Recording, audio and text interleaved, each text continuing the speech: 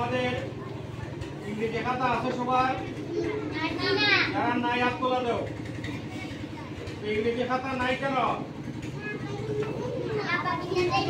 তোমার আব্বাই কিনা দেয় না, তাহলে আমরা ইংরেজি খাতা পাইবো কোথায়?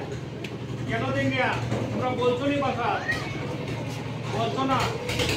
না বললে দিব নি কিনা? তোমরা ইংরেজি খাতা না হলে আমি কি করে তোমাদেরকে? হাত নামাও।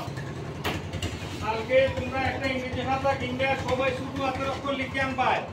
শুধু হাতের অক্ষর বুঝছো নি?